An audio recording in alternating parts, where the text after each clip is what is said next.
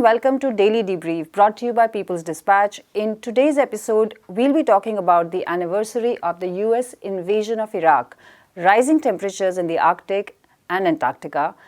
March 20th marked the 19th anniversary of the US invasion of Iraq. The war was based on completely false claims of Saddam Hussein possessing weapons of mass destruction. It may have led to over 2 million Iraqi deaths and injuries and the displacement of millions more. Across the world, people protested against the war, yet the United States and its allies, without a United Nations mandate, invaded Iraq. However, the war also marked the beginning of a new phase in world history. We have with us Prabir Purkayastha to talk more about it. Prabir, what is the legacy of the war for the United States? It was always said that this war would mark a decline in the US power. Is that how it has worked out? Well, that's not what US thought. US thought that it would mark the change in the world by which US would be able to, quote unquote, create a West Asia in its image. What that image is beside the point. They thought that they would actually change Iraq, build a new Iraq like the way after the Second World War they had built Japan, replacing the old order with a new order. And with that, the West Asia also would change in a similar way, and it would mean Western influence in West Asia would be much stronger. And the whole non-alignment was now dead.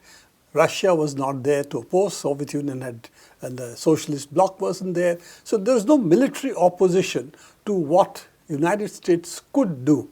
And the only problem they had was the Vietnam War earlier, which had made wars unpopular in the United States or wars outside.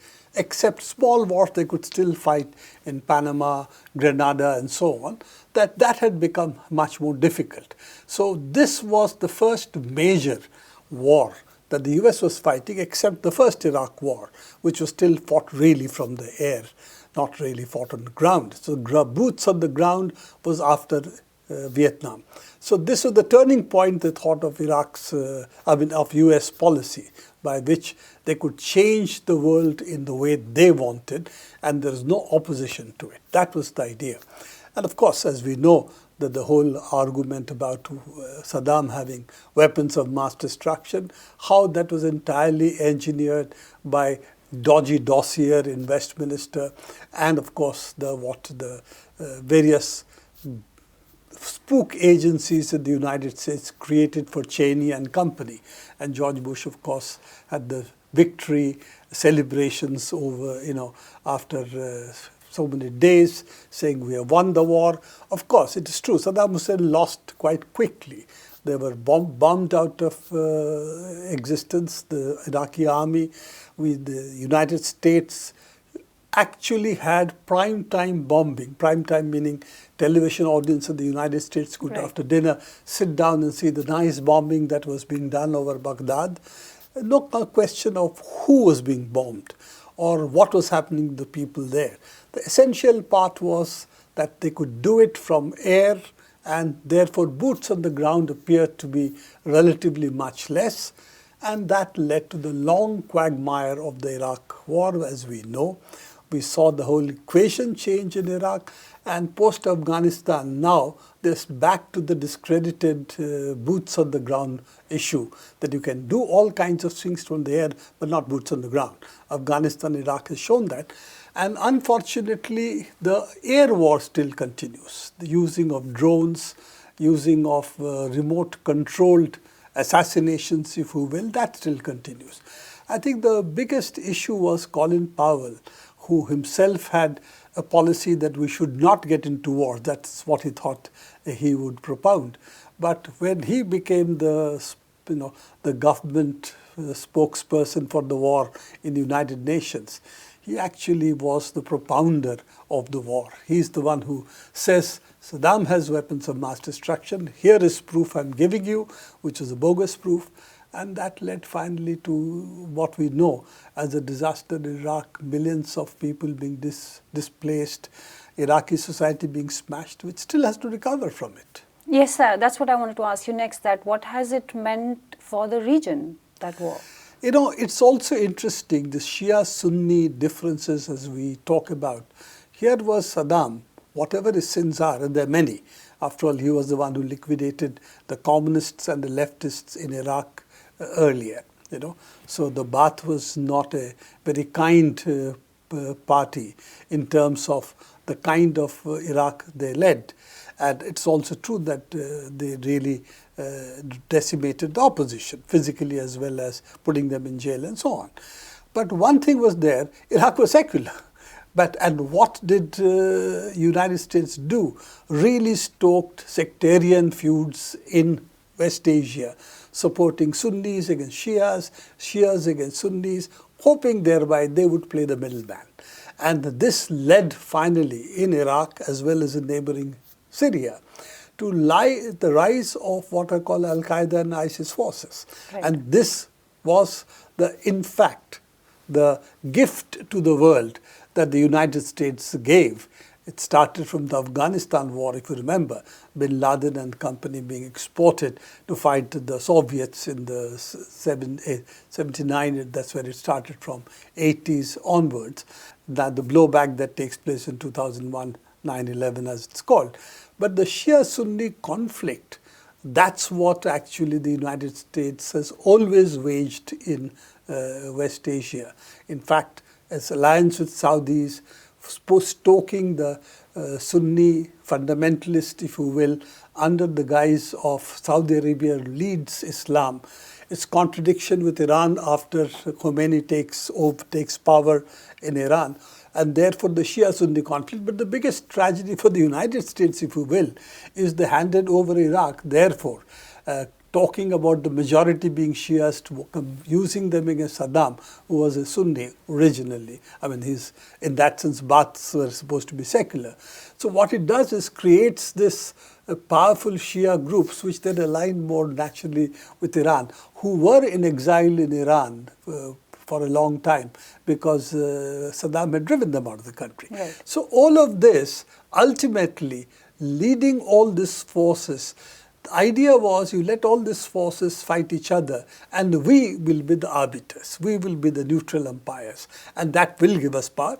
The classical rule book of the British divide and rule. So that's been always the policy they have followed. But unfortunately, as we now see, destruction for West Asia hasn't helped them. In fact, what's happened now, the countries are trying to work out their own equation. So this is almost after 20 years of the Iraq invasion. That's what we are really talking about. What we are now seeing is that after the United States failed in Iraq, they failed in Afghanistan, the countries in the region are trying to come together, if not for peace, at least try to make some equation with each other so that they can continue to live without having to call Big Brother Uncle Sam or Big Brother United States all the time, who will once slap one and then slap the other, and that's how he will keep peace. Now I think they've realized there's a price to pay for that, and they therefore need to resolve these problems by themselves. Hopefully, we will see a different West Asia, which will then try and work out the issues with themselves. They still are the most oil-rich countries in the world. That's where West Asia still has a real value for all of us. That it is surplus in oil and natural gas, and we get our energy from there, as well as feedstock for fertilizers, for instance. So all of that, if we take into account, I think the limits of the US power would be good to see as their failure in Iraq war has shown. All right, Prabir, thanks for that. It's alarmingly hotter on both ends of the planet. While scientists were following a rise in temperature in the Arctic region in the north, they were shocked to see that temperatures in the Antarctic as well were rising. We have with us Prabir again to discuss more on this issue. Prabir, we'll just come back to you also with a few questions on the sudden spikes in temperature. So we've seen basically that the Arctic and the Antarctic are heating up at the same time. Is this unusual? Yes, it's unusual because normally you have opposite seasons. So when it heats up in the northern hemisphere, it cools down in the southern hemisphere and vice versa. So this is the time we would expect the temperature to rise in the northern hemisphere. Now what we see is both the Arctic and the Antarctic are seeing heat waves, which are unusual, both for the time period they're happening and the fact they're happening simultaneously. Antarctic is even more surprising because this is not the time that we expect the temperature to rise, and not to the extent that we are seeing. We are seeing actually a 40 degrees centigrade rise of temperature in the Antarctic, and we are seeing a similar range of temperature rise in the Arctic as well. If we look also at the kind of snow loss, ice loss, because they are both the largest concentration of ice we have in the world, apart from the mountain tops, but the bulk of the ice in the world is really in the poles. This is where the ice is concentrated. We have seen Arctic melt, and you can see year by year, you can see the retreat of the Arctic ice. That's been visible. Antarctic seemed to have held relatively better. The heating in the northern hemisphere seems to have been more than in the southern hemisphere. But when it comes to the Antarctic, suddenly for the last year, we have been seeing a sudden loss of ice. It was thought because there was some warm current which was going and hitting some part of the Antarctic, that is why the loss. But with this huge rise of temperature that we are now seeing, it's possible that this is there is a disturbance of the equilibrium of the air and circulation of air and water currents. And if that happens, if some change takes place there, we could see some big impacts take place. And I think some of what we are calling as weather changes are the consequence of deeper changes of the ocean currents or even the air currents which circulate quite a bit above what we normally see. So some of these changes that are taking place, both at the level of atmospheric currents and ocean currents, and more importantly the ocean currents, I think are having this kind of anomalous weather impact that we see. Prabir, can we just digress a bit? How much of this can we attribute to human activity? I think everybody will be wondering whether this is something that we can control. There's no question that this is because of anthropogenic emissions of carbon dioxide, and that is the cause why the changes are taking place, why you have global warming, and why global warming, we tend to use a more neutral phrase, climate change. Right. Because the Americans didn't like the word global warming, therefore they said, let's call it climate change, it's more neutral.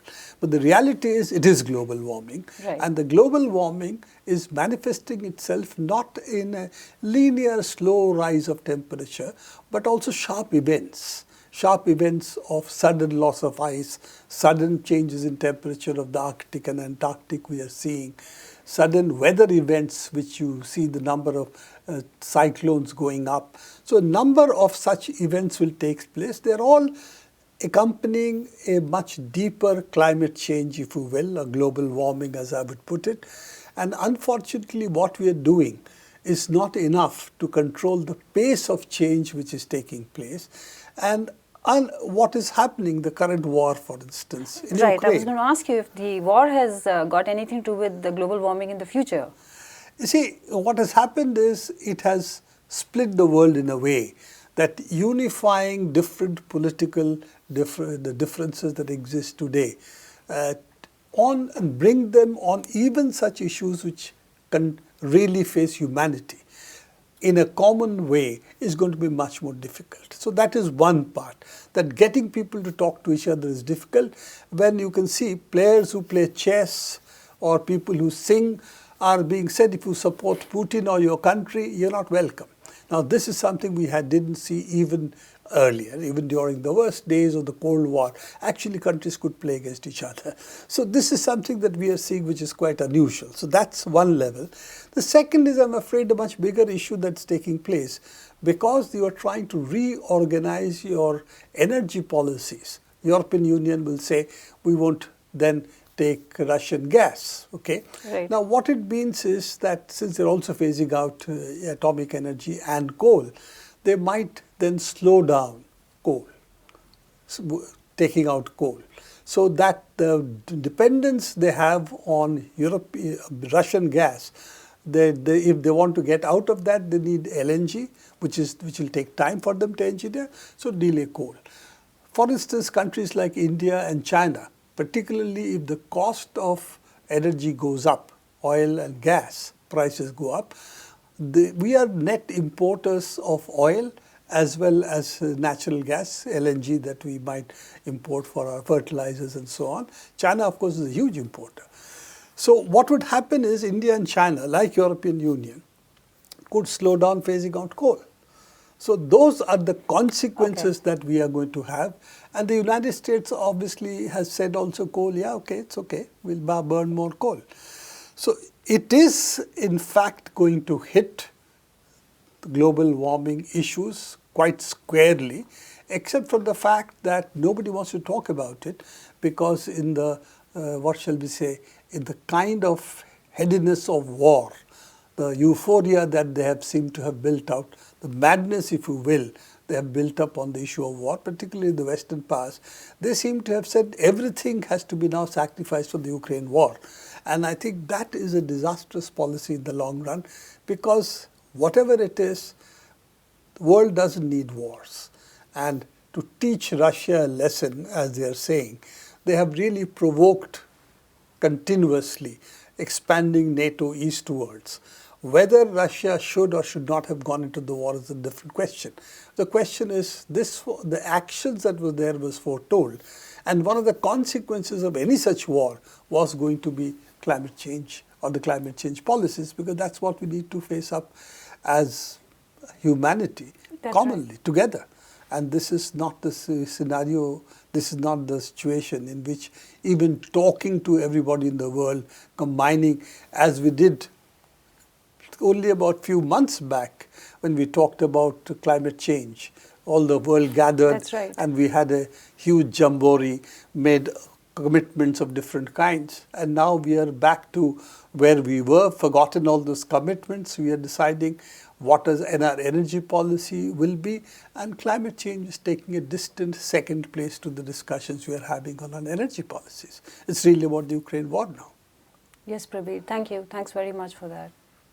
And finally, India is set to see a massive two-day strike is being organized by a coalition of trade unions against what they call the anti-people policies of the Narendra Modi government. Millions of Indian workers are expected to take part on these 2 days. Tapan Sen, the General Secretary of the Centre of Indian Trade Unions, spoke to NewsClick earlier about the strike. Do listen in. Central trade unions of the country, almost all, and the independent sectoral federations of the service sector throughout the country has jointly given a call of 2-day countrywide general strike on 28th and 29th March against the anti-people, anti-worker and anti-national policies of this Modi government, which has spread a disaster on the majority of the populace of the country. And the toiling people, the workers and the peasants, the main two producing force in the country, they are put in tremendous miseries. The whole policy architecture of the government is being designed in such a direction that the workers are not being, or peasants are not being subjected to losing their income and livelihood right now, but it will have a perpetual effect. And that's why we have also termed, the central trade unions jointly, termed these policies are destructive to the serious detriment of the national interest. The main demands of the strikers are, besides the workers' demand, they have also adopted the demand by the Sanjukta Kisan Morcha, who has communicated their 6-point demands, including the statutory right to minimum support price of their crops. After the repeal of the farm law, they have conveyed this unsettled demand of theirs to the government. So the trade union movement, joint platform, has adopted that demand as their own demand also. Besides that, the scrapping of the labor courts, which want to finish all the labor laws, the rights of the laborers, right to organize, right to collective bargaining, all basic rights which are internationally accepted rights, which are sought to be abolished completely by the labor courts. So we are demanding scrapping of the labor courts. Another major aspect is this mad drive of privatization that is going on. The whole public sector units network in the country practically holds the foundation of the Indian economy, and upon which the other private sector industries are also flourishing. They give us the infrastructure, they give us the basic key material of the industrial production. These are all given by the public sector.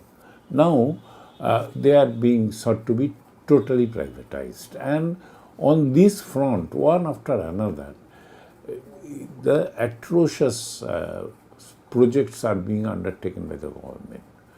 Latest is the national monetization pipeline, which aims at earlier privatization means in lieu of money you purchase a PSU. Now it is not that. The entire infrastructural public sector are being handed over to the private sector free of cost, allow them to earn revenue, keep the major part of it and share only a small part with the government. Then the unemployment, the dwindling quality of the degeneration of the quality of employments,